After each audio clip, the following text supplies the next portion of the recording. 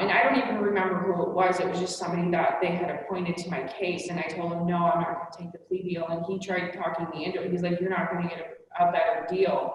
And I said, no, I'm not. I said, I'm not going to plead to something I didn't do. I said, it's not going to happen. So we just kind of went forward with it. And honestly, I never once ever thought that I was going to prove a crime that I didn't commit. Never you're alone. All the dreams you Welcome everybody to another episode of Convoluted. I'm Jesse Asher, and today I'm going to tell you about a Montana woman who was wrongfully convicted for a vehicular homicide that she did not commit. And as always, I will post my links that I used below.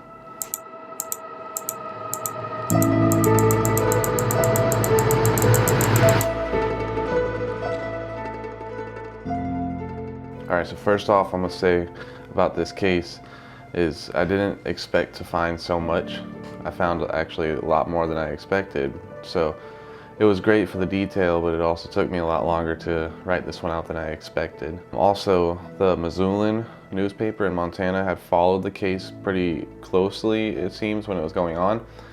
But the Missoulian requires a subscription payment to view the articles, and to be frank, I didn't want to pay for the fee. But if you'd like to, feel free to check out the Missoulian yourself, and you could read some more articles about this case. Also, there was a show out there called Final Appeal, which they focused on Katie's case as well in their third episode.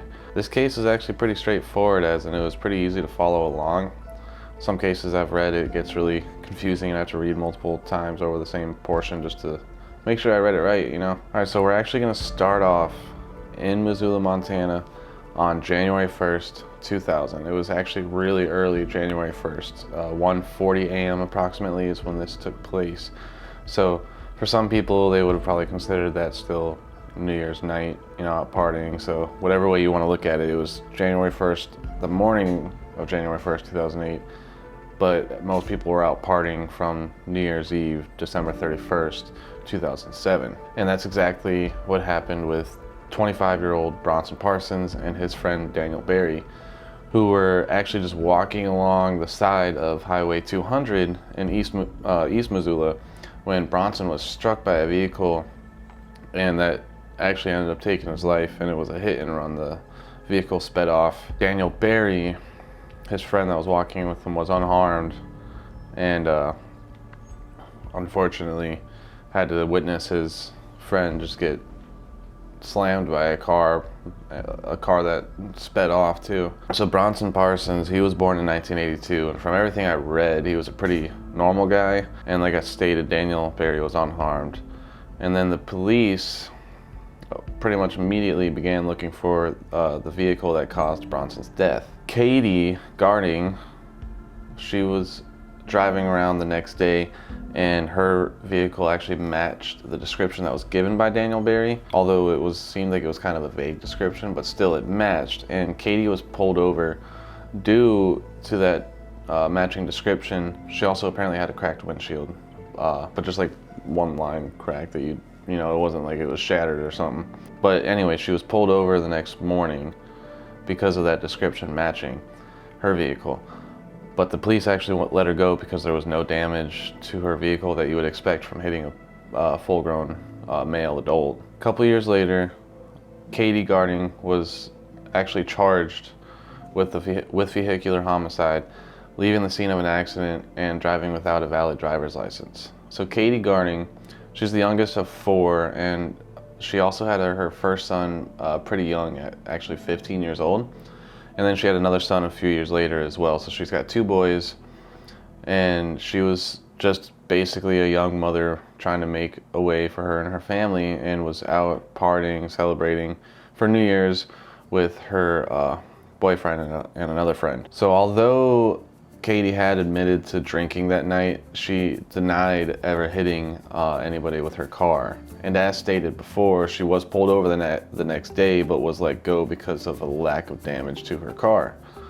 The kind of damage you'd expect if you hit a person. The simple fact that they let her go because of the lack of damage to her car should have pretty much been the end of it right there. I mean, that was the car that was one of the cars that matched the description, but there was clearly no damage done to it that would have resulted from hitting somebody. So unfortunately, you can probably tell that's not the case. There's going to be a lot more, but I'd still think that probably should have been dropped right then and there after realizing that car had no damage to it. So during this time, when Katie was out partying that night, she was in a relationship with a man named James Bordeaux, and this dirtbag had some shit going against him. James Bordeaux ended up making a plea deal. I'm not laughing at that. He ended up making a plea deal with the state in which he would testify against Katie. And in return of this deal with the state for testifying against Katie, he would plead guilty to a burglary charge that he had. So automatically, you know that's a pretty big red flag that somebody who is facing charges is making a deal to testify against the suspect. It's never a good look. So he pled guilty for that charge, that burglary charge. And at the time, James Bordeaux was facing that burglary charge and a persistent felony offender designation. And because of this, he was facing up to 20 years for the burglary and up to 100 years for the PFO designation. So quite the incentive to make a deal and testify against Katie when you're facing a possible 100+ years. A lot of people would probably make that deal, unfortunately. I'm not going to explain more about a PFO, but I will provide a link if you want to check that out to read a little bit about what a PFO is. For that deal and for his testimony against Katie, the state ended up recommending a 5-year suspended sentence instead of the possible 100+ years, which again just seems quite obvious. Like, how the fuck did they believe this man's testimony in the first place when they knew he was facing so much possible jail time? I mean, it just made no sense. But so that brings us to the trial in 2011. Excuse me. And even though the attorney pointed out all the inconsistency, and Paul, who was the friend that was with James and Katie that night, he also testified that they left in his vehicle and after last call, and that they never hit anyone, and that Katie wasn't even driving, apparently.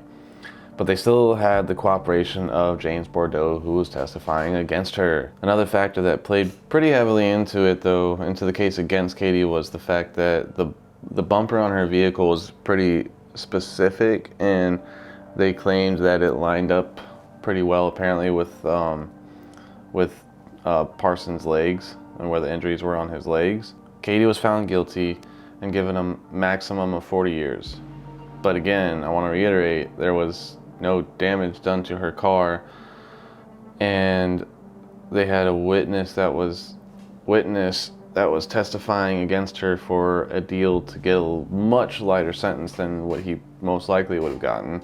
And not to mention that there was a bunch of glass found at the scene, and most likely would have come from the windshield, and Katie's windshield was not even shattered. It had one crack through it that had been there apparently when she bought the car. Not to mention all the glass that was found inside the clothing of Mr. Parsons. And after an attempted but failed appeal, this is when the Montana Innocence Project stepped in and started investigating the case. So I'm just gonna quote directly from the Montana Innocence Project right here for the 3 arguments that they brought up.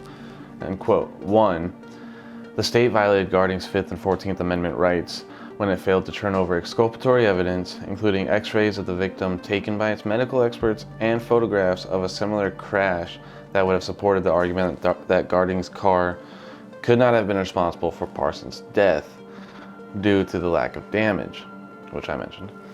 2, Garding's trial counsel was ineffective when she failed to hire an accident reconstruction expert. And 3, newly discovered evidence in the form of findings from 3 accident reconstruction experts hired by MTIP show Garding's car could not have caused Parsons' death. Pretty good arguments, mostly focusing on the fact that there was no accident reconstruction done.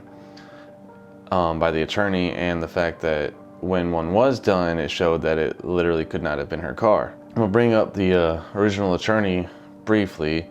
I don't want to like drag her through the mud or anything, but she did admit to her errors on focusing on James and not on the actual accident, and not getting an accident reconstruction done by an expert. And apparently she even felt so guilty over the case that she tried to resign. And I don't know if her errors were from incompetence or if it was purposeful. I'd like to think it wasn't purposeful, but either way, I'm just gonna leave it at that and then move on to when the Montana Innocence Project filed a petition for post-conviction relief on September 15th, 2015. And that post-conviction relief was denied by Judge John Larson. They don't make it easy. They then appealed Judge Larson's ruling to the Montana Supreme Court. And after getting nowhere through the state courts, they filed a petition for writ of habeas corpus in federal court in July of 2020. For simplicity, I'm just going to quote verbatim from their arguments, what their arguments were in the federal court. Quote, 1, the Montana court incorrectly applied Brady v. Maryland and Kyles v. Whitley when determining whether the state failed to turn over exculpatory evidence. 2, the Montana court incorrectly applied Strickland v. Washington when determining whether Garding received ineffective assistance of counsel. And 3, even if the court does not find the violations individually warrant reversal, when viewed as a whole, the effects deprived Katie of her 5th and 14th Amendment rights to due process and a fair trial, unquote. And I watched another video on YouTube from the Montana Innocence Project that they posted on their channel, and there was, like I stated briefly before, there was a accident reconstruction done in California that showed that Katie's car couldn't have caused the death of Parsons, and that the car that did cause his death would have received far more damage. You'll have to check out that on your own. If you watch the final appeal episode on this case, they show a lot about that too.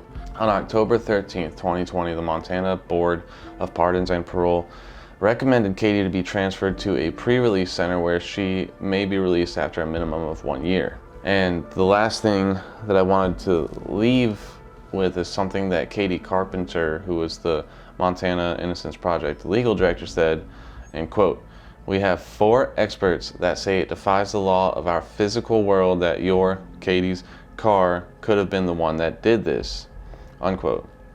And so that's pretty much the end for this case right now.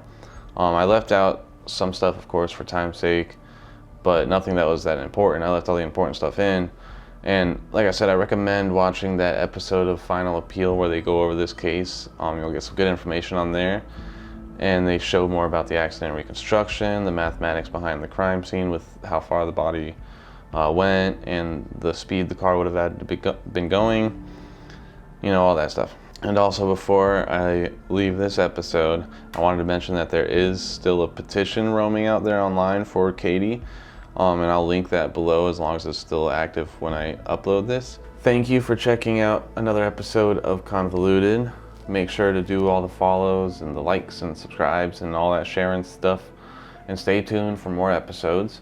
And more importantly, make sure to check out the Montana Innocence Project. Without them, Katie might not be in the spot that she is now. They've done a lot of good work for other people too, so make sure you check out their website, which I'll link right below. And of course, if you can, donate, volunteer, whatever you can do to help. And as always, I'm going to mention the National Exoneration Registry again and again, because they list all the people that have been exonerated and write about them. And that's usually where I start my process when I look into a new person that's been exonerated, as I go there first. So thank you for checking out another episode. Peace.